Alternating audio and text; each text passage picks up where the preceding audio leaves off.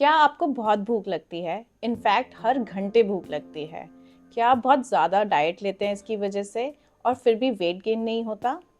पेट में हमेशा दर्द रहता है या उल्टी होने का महसूस होता है, या अक्सर थकान रहती है और बहुत सारे टेस्ट करवाने के बाद भी कोई बीमारी नहीं निकलती?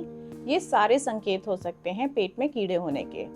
यूजुअली ये कीड़े इंटेस्टाइन में होते हैं और इसका सबसे कॉमन कॉज होता है ascariasis. Hi everyone, I'm Dr. Mekhla Chandra and I'm a senior consultant in medicine with an expertise in obesity medicine. और आज हम इस वीडियो में बात करेंगे कि एस्केरियासिस क्या होता है, उसके कॉजेस, प्रिवेंशंस एंड ट्रीटमेंट के बारे में, उसकी कुछ कॉम्प्लिकेशंस और उससे हम बचाव कैसे कर सकते हैं। और अगर आपने हमारे चैनल को अभी तक सब्सक्राइब नहीं किया तो जल्द से जल्द उसे सब्सक्राइब करें और लेटेस्ट वीडियोस के लिए बेल आइकन को प्रेस करना ना भूलें।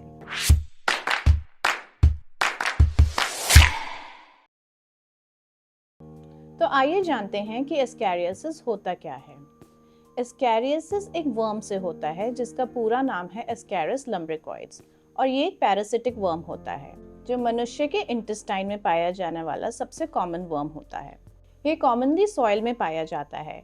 इनफैक्ट क्या आप जानते हैं कि जो फीमेल एडल्ट वर्म है, it can reach a length of 20 to 30 centimetres and male adults can reach a length of 15 to 20 centimetres.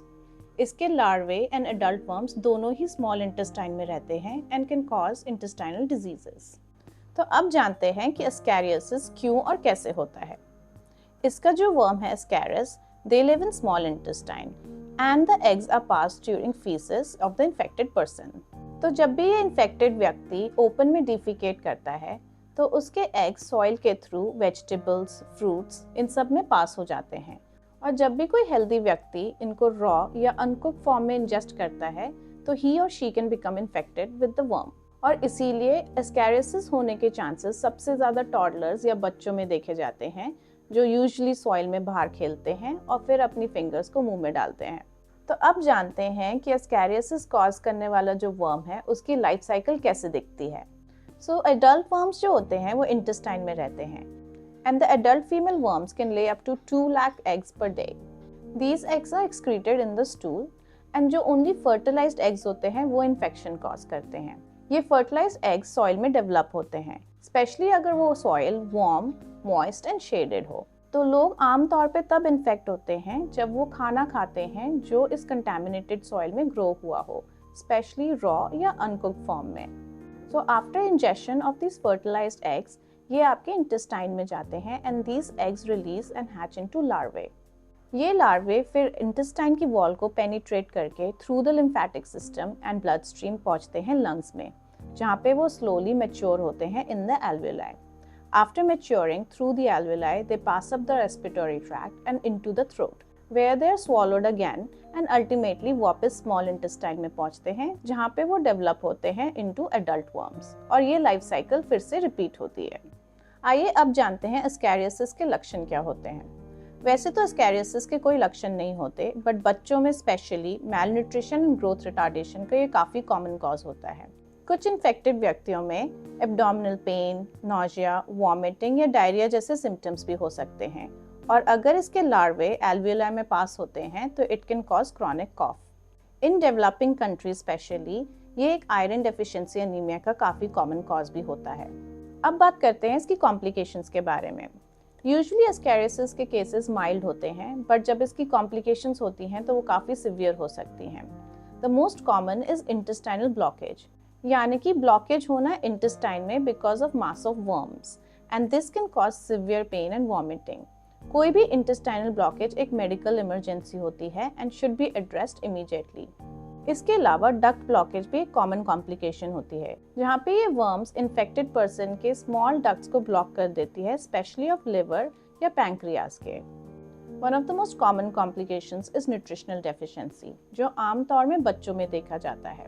इस इन्फेक्शन की वजह से जो इन्फेक्टेड बच्चे हैं उनको भूख कम लगती है और जो वो खाना खाते हैं वो प्रॉपर्ली एब्जॉर्ब नहीं हो पाता, स्पेशली उसकी nutrients. This is a common cause for iron deficiency anaemia, specially in children, और ये ग्रोथ रिटार्डेशन का काफ़ी कॉमन कॉज है। सो एस्केरियासिस होने की सबसे ज़्यादा संभावना किसको है? So this kind of infection is more common in hot and humid climate, poor या अनसैनिटाइज्ड प्लेसेस में, जो व्यक्ति आमतौर पर रॉ फूड या अनकुक्ड फूड खाते हैं उनको होने की ज़्यादा संभावना होती है, और छोटे बच्चों में जो अपने मुंह में बार बार हाथ डालते हैं बाहर खेलते हुए। तो क्या एस्केरियासिस का इलाज है?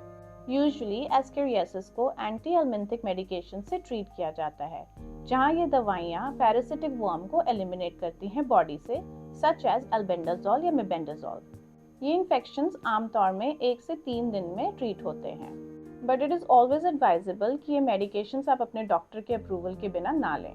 क्या एस्केरियासिस खुद ठीक हो सकता है? जैसे कि हमने बताया कि एडल्ट वर्म्स स्मॉल इंटेस्टाइन में रहते हैं। यूजुअली एक एडल्ट वर्म का लाइफ स्पैन होता है अप्रॉक्सीमेटली 1 ईयर, जिसके बाद वो स्पॉन्टेनियसली आपकी बॉडी से एलिमिनेट हो जाते हैं। तो अगर आपको कोई री इन्फेक्शन नहीं होता तो इसका स्पॉन्टेनियस क्योर पॉसिबल है। एडल्ट वर्म्स ह्यूमन होस्ट में मल्टीप्लाई नहीं करते हैं। तो आइए बात करते हैं कुछ प्रिकॉशंस की जिससे हम एस्केरियासिस को प्रिवेंट कर सकते हैं।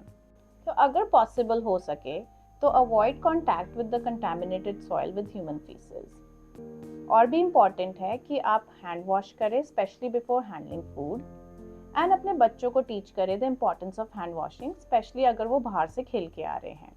सारे फ्रूट्स को एंड रॉ वेजिटेबल्स को अच्छे से वॉश करें, पील करें, एंड वेजिटेबल्स को अच्छे से कुक करें बिफोर कंजम्पशन।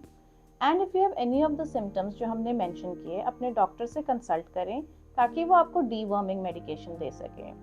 ये मेडिकेशन एनीवन अबव 2 इयर्स ले सकते हैं, usually at an interval of 6 months. आशा करते हैं कि आपको ये वीडियो पसंद आया होगा और ऐसे ही हेल्थ रिलेटेड वीडियोस के लिए हमारे टाटा 1mg के चैनल से जुड़े रहें।